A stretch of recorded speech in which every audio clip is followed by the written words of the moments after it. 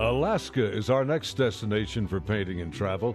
Sarah explores Totem Pole Park on the outskirts of Ketchican. Roger uses oils on canvas to paint a scenic, rocky shoreline back in the studio.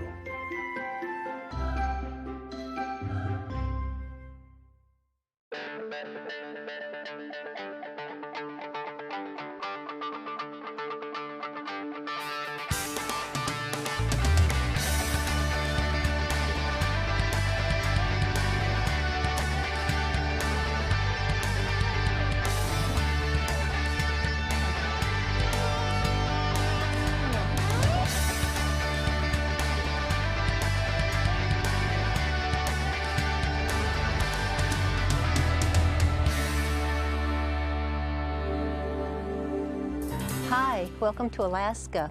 When we deboarded our ship this morning, we noticed that it was pretty touristy in Ketchican. So we got a city bus pass. It was only $2, and they brought us out here to this beautiful state park. We've walked around a little bit. Roger has spotted something he wants to paint, and I'm going to learn more about these totem poles. When I was reading up on it earlier, I found out that they actually recycle them. They live about 75 years in the upright position, and then as they get a bit older, they are laid to rest and naturally reabsorbed to the forest. Let's go look at some upright ones now.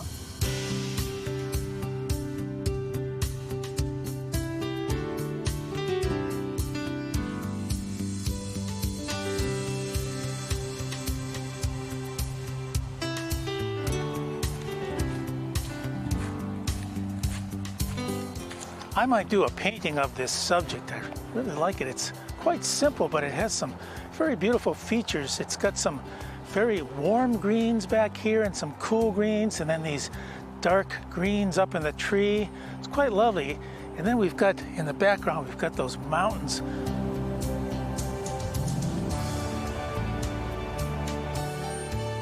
I have a 24 by 30 inch oil-primed linen canvas here. It's a nice fine weave canvas. Just about a half hour ago, I put on a thin layer of some raw sienna, so it's just still slightly wet.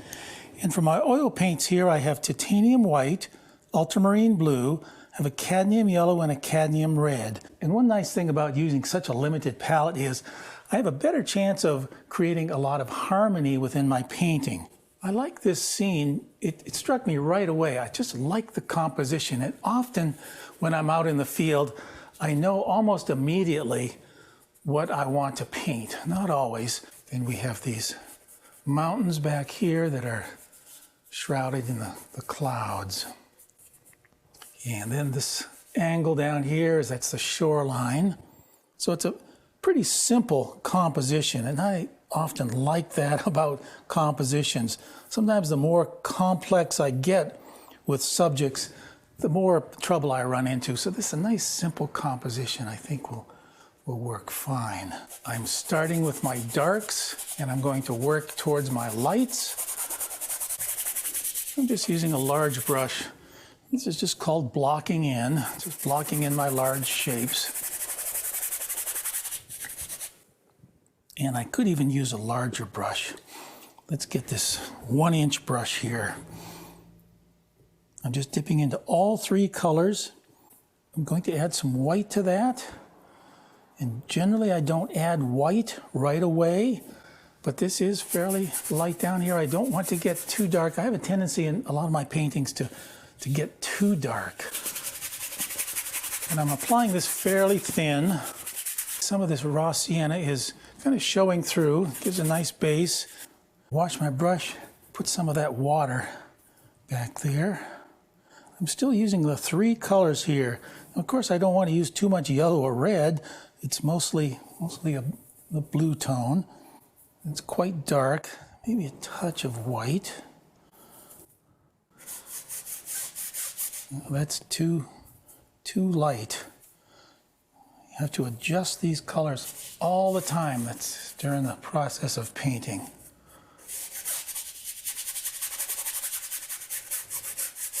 So what I'm trying to do now is establish my large shapes and establish my values. So the values are just the lightness or darkness of the area that I'm painting. Now that mountain is darker than the water, not much, and it's greener. So I'll just add some green to that mix. Maybe a touch more blue. Some of these things are very, very subtle when it comes to color shifts. Wash the brush out again. To wash it out very good this time because I want to put in some of the sky. So I'll take my titanium white. I'll mix it with this color I had here of the mountain already.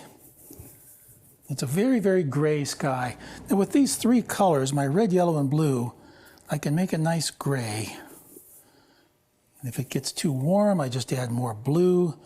If it's too yellow, I'll add more red.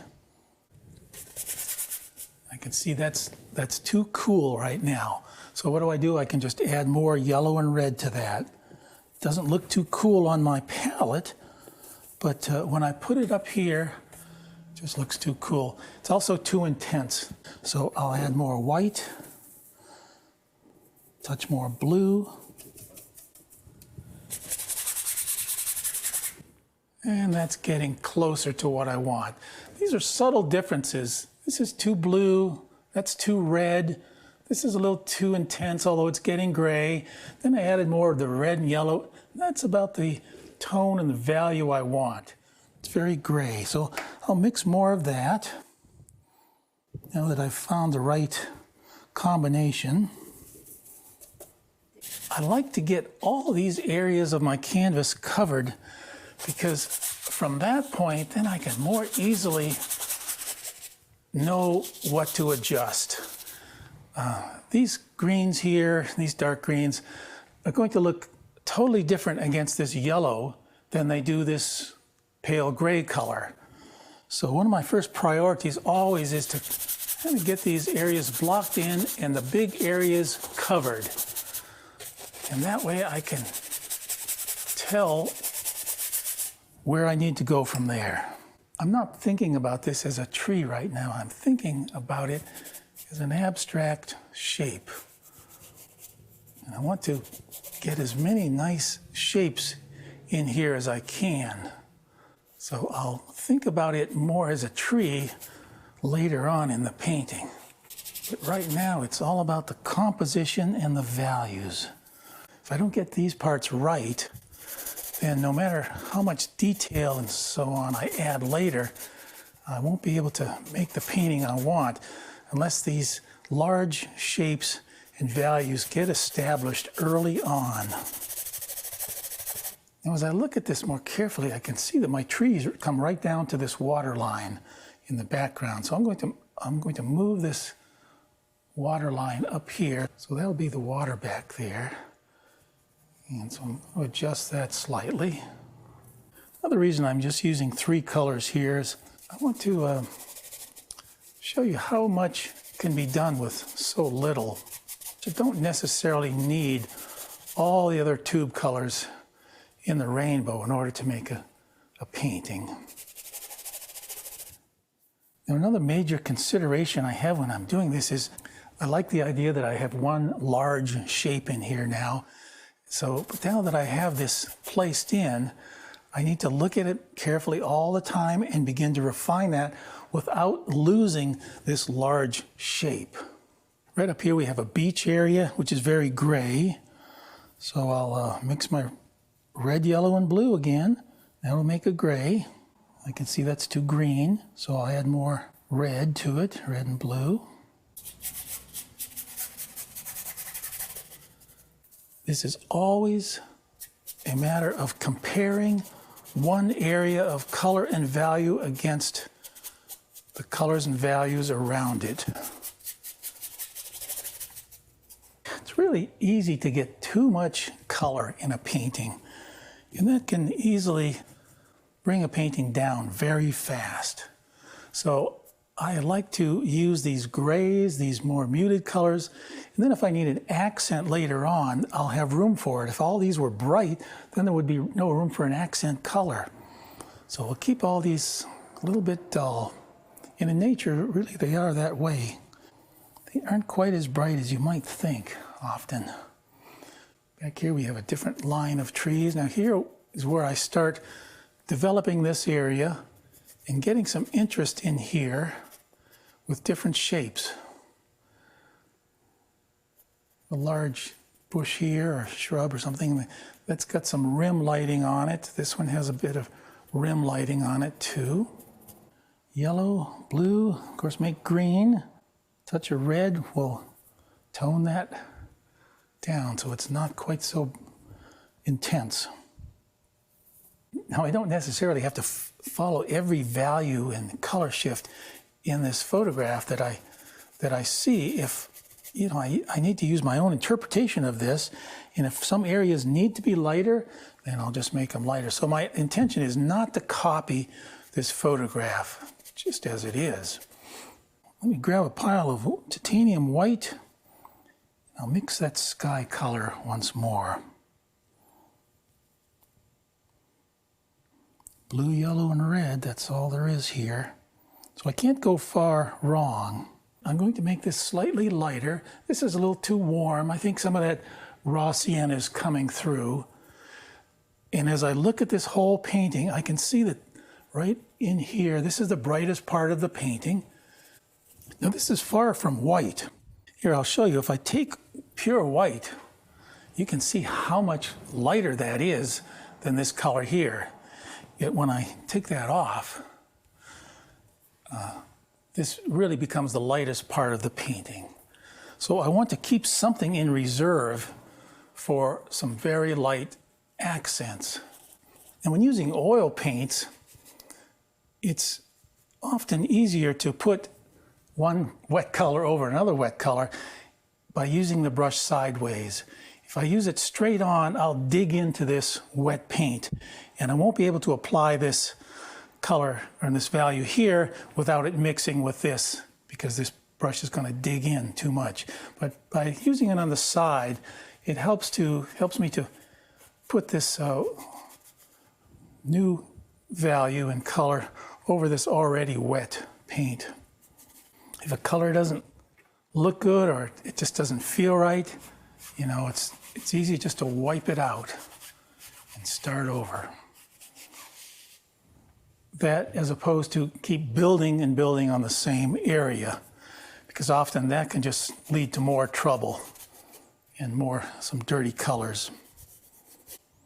I'm not using much palette space here, and that's because really I'm mixing all the same colors. I'm just bending the color and the tone from warm to cool and back again, from light to dark. It's really kind of fun working with a very, very limited palette like this. I'll get this sky color and start tapping in a few negative areas back here. Now to indicate the trunk of a tree, I can put one negative area here and one on the other side. And that will give me that trunk without even painting the trunk, just painting around the trunk. I have to be careful not to get too carried away with this sort of thing right away. I'm still kind of working with this abstract shape. These oils are very wet, so I'm going to let them dry for a while. It's a good time to go back to Alaska and join Sarah at the Totem Pole Park and downtown Ketchican. We started our trip to Alaska by flying to Vancouver, Canada, where we planned to board a ship and enjoy an Alaskan cruise. We took a rapid transit city train towards the port, getting off downtown with just enough time to see an art museum and walk around before getting in the long, long line to go through customs with a couple thousand other passengers.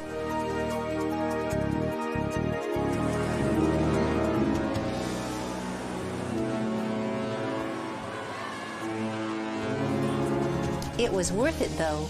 When the boat finally leaves the dock, almost immediately you get views that you can only get from aboard ship. We had a scenic first day of cruising the Inside Passage, arriving the next morning at our first stop in Ketchican, an important city and a major port along the Alaska Marine Highway system. Ketchican is the 5th most populated city in Alaska, with an economy based on commercial fishing, government services, and tourism. Plus, it has the world's largest collection of standing totem poles. The weather was good, and we walked around downtown to enjoy the sights and do some window shopping. I especially liked the boardwalk down to the marina and back. Next, we got on the city bus that would take us to Totem Bight State Park. I walked on the rocky ground at low tide and looked at the mountains through the mist. I loved this spot. This is what we came so far to see.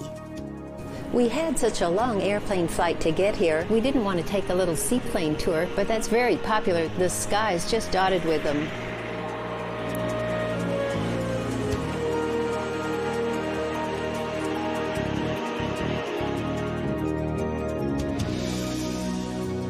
Before we were able to get off in Ketchican, we noticed that the shore had kind of a silvery looking border to it, and we realized that it's wood, that it's logs that had been bleached by the sun. Totem Bight State Park contains a collection of 15 totems and a clan house built to hold several families inside one large room, which has a fireplace, a sleeping area, and storage space. Fortunately, in 1938, the U.S. Forest Service used Civilian Conservation Corps funds to hire skilled carvers from among the older Native Alaskans to repair and salvage or duplicate these wonderful cedar sculptures now protected and treasured in the park. A native Tlingit story tells that the people were inspired to make totem poles after finding a carved log washed up on the beach. The colors are derived from natural pigments made from salmon eggs, hematite, and other minerals.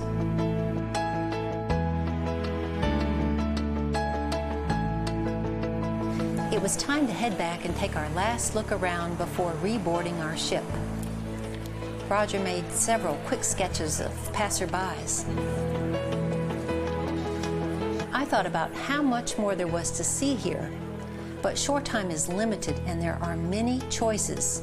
We could have gone salmon fishing, or taken a seaplane flight, gone on a duck boat tour, or hiked around another beautiful park. I hope in the future we can come back again and do some more exploring around Ketchican.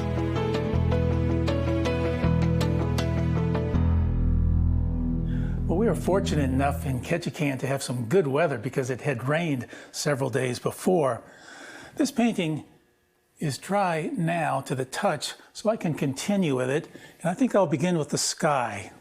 Now, having put that raw sienna on here as a background, it gave me an overall warm tone to this painting, which is slightly different from my photograph. You can see by this photograph that the sky is much cooler, but I like the warmth here because it gives the painting an overall harmony. But I will make the sky slightly cooler. I want to get enough paint on here so I can cover it, and I'll just use more blue than the yellow and red. But I do want this sky to be quite gray, so I will use more of the blue to keep it cool. And if this sky is slightly warmer than the photograph, that's okay, because I want to create a nice mood and look in this painting. And that's my major concern, not to copy the photograph. And I also want to vary my greens. As you can see in my reference photograph here, we have some beautiful greens. Some are much bluer, some are much more yellow. Let's try this blue-green shape here. I have to be careful. I don't want to get this too very light because all this area of grass down here is darker than the sky, so I have to watch my values. It's easy to get off base when it comes to these values. Now I can push these values somewhat, but I certainly don't want anything down here to get lighter than the sky. The sky is really my lightest area, with the exception maybe of an accent or two here and there. Right down here we have some tall weeds, and they're very warm. So I'll take my color here and put some red in that. just with the side of my brush, indicate a few of those. Here's the beach, and can be a very interesting area, I think. So let's attack that for a moment or two. And it's a very warm color, almost a purple. At least that's how I see it. And these subtle changes in value and color can make a big difference in a painting. Now, if I put some of this purple color over here, this reddish warm color, I might like to echo some of that over here. That just ties everything together. Now let's jump up to the trees. Like I said, just keep working all the areas at the same time. Now some of this raw sienna from that underpainting is still showing through, and I like that. I don't want to lose all of that. I'll keep some of that intact there. Just using the edge of my brush, just laying it on there and leaving it. It's really tempting to keep blending things together, but maybe a stroke here and a stroke there. Now this shape here is pretty regular in the photograph, but I like the idea to have this more of an irregular shape. So I'm going to keep that indentation there. Now these two shapes here, these two trees, they're a little different size, but they're quite the same. So how do I break that up? I can do that by maybe adding another tree back in this area. Now, I don't want to be too obvious about this, but let's just add another pine tree right in here. I'm going to add a trunk or two to this tree. But I'm going to stay with my light greens. I definitely don't want to pick up a brown. That wouldn't be very harmonious, really. And I'll just see part of that trunk, and then that trunk will disappear. And this area is pretty flat. It just looks flat, so we need to give it some depth. I'm going to lighten this back here, just to give it another layer of dimension. It's really tempting at this point to start putting in a lot of detail, but I'm trying to hold myself back from doing that. Now let me mix a darker green and try and add a few more variations back here. A few more sky holes up here, just to change the shape of these trees, just so they're not all so symmetrical. Really, this is the point where I'm starting to add the small features and the little details. Mix up some warm red, and I'll put a few accents back here. Now, these accents I have to use sparingly, because I don't want these large areas of accents. I just want, that's what an accent is, a small area. So I have to go cautiously when I do this. It's very easy to overwork a painting. The idea is to keep all my interest up in here and keep this sort of subtle down here. Now I could add a lot of detail down here, and that's one way of approaching a painting, but I don't think I need a lot of detail there. I think I will have perhaps a stronger painting just having large brush strokes and not trying to depict every weed that is growing here. I think one or two strokes might be a little more interesting and powerful than had I put thousands of strokes down here with weeds. Making this darker just to accentuate this shape. This is such a large shape here. It's nice to break it up with another shape within the large shape. Now to make more interest in these trees over here, I can add some more negative areas right back in here. Now for an accent or two, we have almost a yellow ochre looking color. Right up here. And this again, by putting this accent in this area, it will bring the attention over here. Anything dark against light will bring attention to the eye. And right over here at the shoreline, I see some houses or structures way in the distance. So just with a few small strokes, I'll just indicate those. Don't want to put any detail in there, really, just a stroke, sort of a rectangular shape. And then I can just take my finger, maybe soften that just to bring down what looks like a reflection. I think I might be able to finish this painting by adding some more interest right down in here. Until now, I have resisted the temptation to do that. A few of these strokes right in the foreground, and I don't want to overdo it. I hold my brush very loose when I do these. And I'm going to echo some of that light color right down in here. There were a number of rocks and things down in there. Well, there are so many strong verticals in this painting. I'm adding some horizontals here just to give that more balance. And I think that should finish this painting of the shoreline at Ketchican, Alaska, using just 3 colors: ultramarine blue, cadmium yellow, and cadmium red.